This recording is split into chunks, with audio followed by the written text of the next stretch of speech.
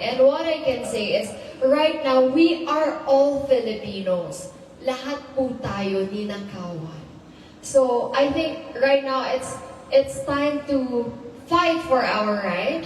And I commend all the people who went doon po sa 3 trillion march, no?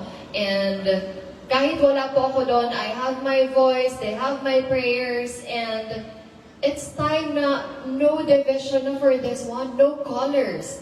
All we need to do is unite as one, fight for our rights, and I hope our officials will come out kasi they're public leaders eh.